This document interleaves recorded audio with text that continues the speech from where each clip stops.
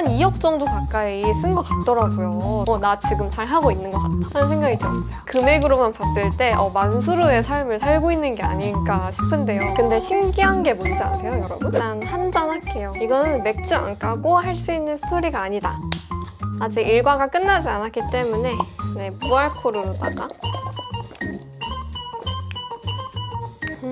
네, 여러분 안녕하세요. 뿅글입니다. 제가 올해 사업을 시작한 거는 알고 계시죠? 제 구독자님들이라면 알고 계실 텐데 그러다 보니까 평소보다 돈을 굉장히 많이 지출을 하게 됐고 생활비 포함해서 이것저것 지출한 금액을 다 합쳐보니까 한 2억 정도 가까이 쓴 것 같더라고요. 이렇게 들어보면 부자 같지 않나요? 만수르의 삶을 살고 있는 게 아닐까 싶은데요. 제가 여러분들한테 그동안 구구절절 다 말하지 않았지만 사실 그 기간 동안 굉장히 많은 감정이 들고 저도 좀 어색한 시간이 굉장히 많았어요. 여러분들한테 언제 이런 이야기를 할까 하다가 좀 날씨도 추워지고 몽글몽글한 이 기분이 드는 이 시점에 이야기를 하면 좋겠다라는 생각이 들더라고요. 그래서 제가 느낀 찐 감정과 느낀 점들을 공유를 해보려고 해요. 이런 경험을 쉽게 할 수 있는 건 아니잖아요. 저는 엽떡에 당면사리를 넣을지 조금 더 비싼 분모자 당면을 큰맘 먹고 넣을지도 고민할 정도로 월에 한 100만 원도 안 쓰던 시절이 있었잖아요. 그렇게 착실하게 전 돈을 모으던 사람이었는데 사업을 하다 보니까 결국 돈이 필요하긴 하더라고요. 제 창업 시기가 지원 사업 한참 하던 그 시기에서 딱 벗어나가지고 올해는 지원 사업이나 뭔가 보조금 같은 거를 받지 않고 진행을 했는데 그렇다 보니까 기존 자본금 외에 필요한 돈들은 다 제 돈을 넣어서 운영을 했어야 했어요. 나중에 뭐 돌려받을 수 있겠지만 그것도 상황이 다 맞아떨어져야 가능하다. 그래서 일단 돈을 쓰게 된 이야기를 해보면요. 제가 처음부터 이렇게 많은 돈을 사업에 들이려고 했냐? 당연히 아닙니다. 저도 이렇게까지 많은 돈이 들어갈 줄은 몰랐어요. 처음에 한 500만 원 정도 들어가는 것도 좀 이상하고 기분이 뭔가 무섭고 그랬는데 나중에 막 1000만 원 들어가고 그 이상으로 지출이 되는 걸 느끼면서 이런 지출이 진짜 몇 년만 아니 한 번도 한 적이 없이 태어나서 처음이다 보니까 와 진짜 기분이 이상하더라고요. 내가 뭔가 이래도 되는 건가? 아 너무 무섭다. 막 심장 막 쿵쾅쿵쾅 거리고 왜 우리 옛날에 뭔가 부모님한테 거짓말 처음 한 그런 느낌처럼 되게 심장이 쿵쾅쿵쾅 거렸어요. 근데 신기한 게 뭔지 아세요, 여러분? 제가 투입한 그 금액만큼 또 규모도 자연스럽게 커지더라고요. 제가 지금 나간 비용이 2억이라고 말씀을 드렸지만 매출이 2억 미만이냐? 그거는 아니에요. 매출은 당연히 그 위에 있는데 제가 그냥 개인으로 프리랜서하고 유튜버 했을 때보다 더 큰 규모로 사업을 하다 보니까 확실히 더 큰 세상이 보이긴 하더라고요. 그러니까 예를 들어서 같은 일을 해요. 일을 해도 내가 원래 이 일을 했을 때 3만큼 보이던 일이 같은 일이 딱 놓여졌을 때 이제는 10만큼 생각할 줄 아는 사람이 되는 거예요. 자세한 얘기를 드리고 싶었는데 그거는 너무 특정될 것 같아서 좀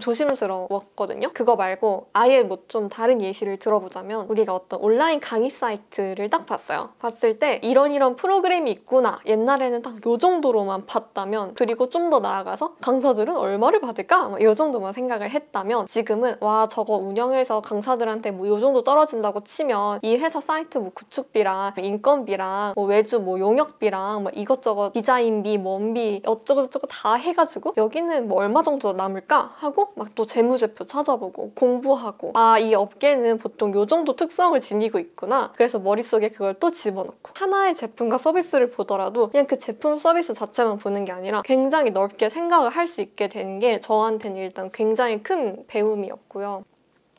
술이 슬슬 들어간다. TMI를 하자면 사업하고 술 진짜 많이 들었어요. 옛날에는 술이 진짜 그냥 써서 싫었거든요. 근데 술이 달아. 인생이 훨씬 써. 하지만 아직 소주는 못 먹는 거 보면은 저는 아직 더 많이 넘어져야 하는 것 같습니다. 아껴 마셔야지. 그리고 2억이라는 그 돈을 솔직히 뭐 다음 투자나 뭐 상가 투자 뭐 이런 것도 할 수 있잖아요. 근데 제가 그걸 하지 않고 이 선택을 한 이유가 뭐냐면요. 일단은 그 시드가 옛날에는 굉장히 큰 시도로 느껴졌지만 사실 부동산을 할 때 그렇게 엄청 좋은 매물들을 사기 쉽지 않은 시드이긴 해요. 그렇기 때문에 정말 좋은 물건을 보는 눈을 알고 부동산 공부를 정말 딥하게 꾸준히 해왔으면 가능한 영역이겠지만 저는 그 돈으로 기준으로 제가 단기간에 기가 막힌 성과를 낼 매물을 고르는 눈이 부족하다고 생각했어요. 그리고 결정적으로 제 나이가 26살이었잖아요. 제가 이거를 자산에 묻어두면은 물론 그것도 좋겠지만은 어떻게 보면은 지금 이게 나의 성장 기회 아닐까? 성장 기회를 놓치는 게 아닐까? 이런 생각이 좀 들었어요. 왜냐하면 이건 제 커리어도 알아야 되는데 제 커리어가 올해 2월에 딱 책을 냈잖아요. 그러면 그 책을 낸 걸 바탕으로 강의 제안이 되게 많이 와요. 그럼 그 강의만 하러 다니는 그런 커리어를 쌓을 수도 있겠지만 저는 그거는 진짜 내 안에 스토리가 엄청 많은 사람들이 강연을 그렇게 다니는 거지 나는 아직 나도 쌓아가는 단계인데 제가 똑같은 그 말만 계속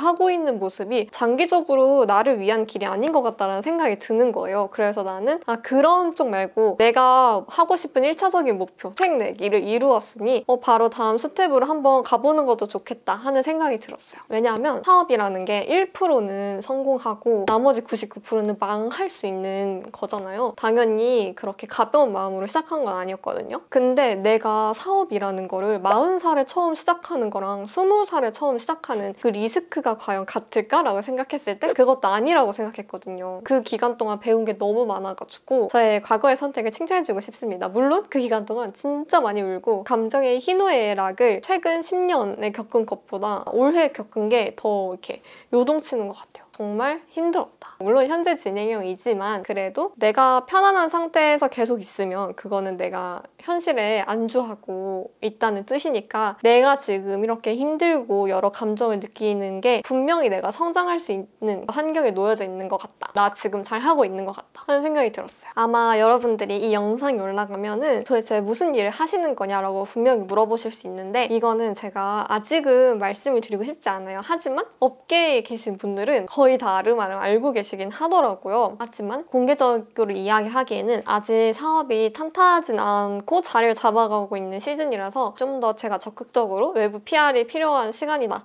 라고 할 때는 하도록 하겠습니다. 조금만 양해를 해주시고 여러분들은 사업을 하게 되면 절대로 하지 않았으면 좋겠는 실수들에 대해서도 한번 이야기를 해볼게요. 일단 첫 번째, 현실은 생각한 것보다 더 많이 내 생각대로 흘러가지 않는다. 내 머릿속에 대충 생각했던 대로 바로 그게 딱 나와가지고 그게 내 생각대로 엄청난 반응을 얻는다. 이거는 안 될 줄 당연히 알고 있었어요. 여러분들도 그렇지 않나요? 하지만 안 될 줄 알았던 것보다 더 많이 안 된다라는 거예요. 혁신적인 아이디어일지라도 나한테만 혁신적인 아이디어일 수도 있고요. 진짜 누군가 이 아이디어를 필요로 하는 사람이 있어요. 있을 수 있는데 그 모수가 정말 작을 수 있어요. 그 시장, 타겟 시장이 정말 작아가지고 한계가 명확하게 보이는 시장일 수 있다. 그리고 또 결정적으로 내가 생각한 대로 구현이 안 돼서 거기에서 오는 또 희노애락이 많을 수 있다라는 건데요. 그래서 제가 한 정말 치명적인 실수는 비싼 단가에 고정 계약을 했다는 거예요. 시장의 소비자들 반응을 제대로 확인하기 전까지는 비싼 고정 계약을 맺지 않는 게 좋습니다. 1년 계약하면 몇 프로 더 싸고 단기간 계약하면 얼마다 비싸다 이런 계약이 있을 때 그럼 저는 옛날의 본성을 살려서 1년 계약 그래 나 1년 하겠지 하고 1년 계약을 덜컥 하잖아요. 그러면 나중에 사업이 내 생각보다 더 안 됐을 때 사업은 2월에 끝나는데 그거를 연말까지 끌고 가야 되는 상황이 생길 수 있는 거예요. 그러면 어떻게 돼요? 내가 그걸로 벌어들이는 돈은 0원인데 비싼 지출만 계속 이어지는 거잖아요. 그래서 그런 거는 진짜 주의를 해야 되고요. 두 번째는 그렇기 때문에 절대 비싼 고정비를 들이면 안 된다는 거예요. 저도 길게 사업한 건 아니지만은 사업할 때 뭐가 제일 힘들어? 어떤 게 제일 힘들어? 라고 하면은 현금 관리하는 게 힘들고요. 더 나아가서 그 고정비가 정말 미치게 합니다. 여러분. 옛날에는 막 어디 회사가 힘들대 그러면 막 구조조정해 막 이게 왜 꼭 굳이 사람부터 잘라? 회사들이 진짜 나쁜 놈들이네 이렇게 생각을 했는데 그 인건비가 진짜 커요. 봐봐요. 요즘 그래도 4대 보험 뭐 다 포함해가지고 한 명당 310만 원 정도를 월급을 줘야 된다라고 생각을 했을 때 4명만 채용해도 1000만 원이 훌쩍 넘어가요. 근데 사업을 하려면 그거 인건비만 필요한 게 아니잖아요. 그 사람들의 노트북, 컴퓨터, 책상, 서랍, 그 사람들이 묵을 사무 공간, 프로그램의 정기 구독료, 심지어 회사는 그 사이트 명이 있잖아요. 그 사이트 명도 다 유료인 거 아시죠? 유료 도메인, 사내 메일 서비스 뭐 이런 것들부터 모든 게 다 고정비예요. 한 명을 채용할 때 그게 310만 원만큼 늘어나는 게 아니라는 거죠. 그리고 은근 진짜 사무실 비용이 많이 들어가요. 서울에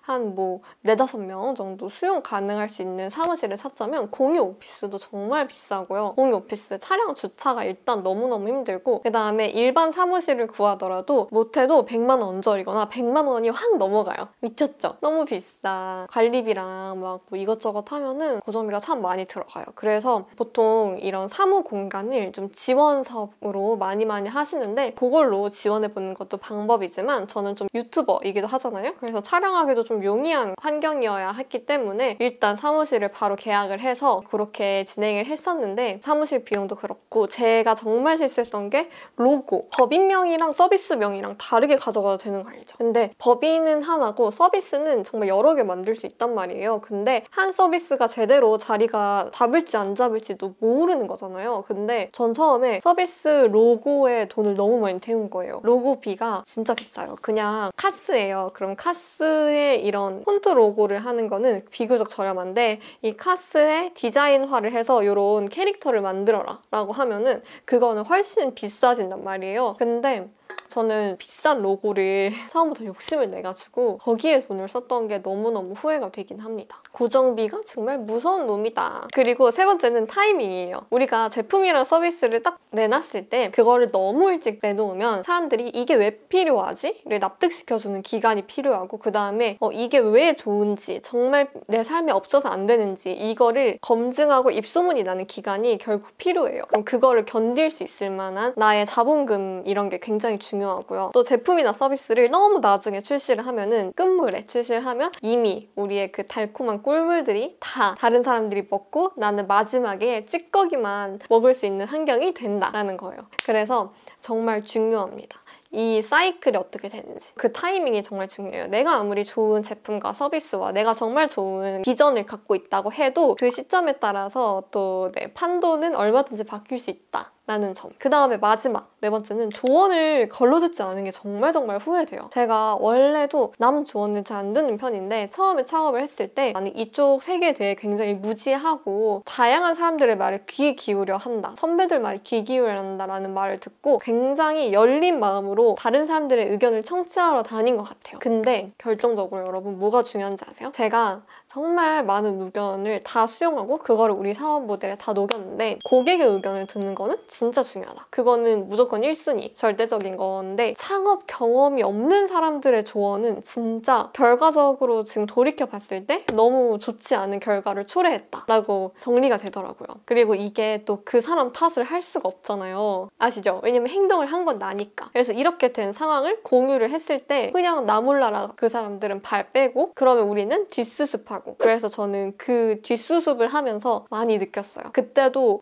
그 사람들이 이거를 꼭 해봐라. 이걸 꼭 해봐라고 해가지고 정말 열심히 그걸 해서 딱 했는데 엄청난 적자가 또 이어져가지고 거의 한 400, 500 정도 날리지 않았을까? 나중에 다른 사람 어차피 탓하지 못하는 상황이니 그 조언도 신중하게 받아들일지 말지를 잘 결정을 해야 한다. 사공이 많으면 배가 산으로 간다고 하잖아요. 여러분 그게 틀린 말이 아닙니다. 네, 아무튼 저도 아직 배워야 할 게 많고 저도 나아갈 길이 굉장히 많지만 연말이고 여러분들은 저에게 약간 친구 같은 그런 존재이기 때문에 진짜 제 머릿속에 정리가 이제 막 돼가지고 아직 찐친들도 다 못 들은 이야기긴 한데 한번 이렇게 공유를 해봅니다. 저도 열심히 해보려고요. 남 탓해서 좋을 거 없고 잘하면 내 탓, 못해도 내 탓. 그래서 이 영상이 여러분들한테 여러분 사업하세요 라고 하는 건 절대 아니고 그냥 이런 선택을 한 제가 느꼈던 그런 감정들 그리고 제가 되돌아봤을 때 이런 부분이 좀 아쉽다 했던 것들을 공유를 들어보면 나중에 이게 필요한 분들한테 닿아서 조금이나마 도움이 되는 영상이 되지 않을까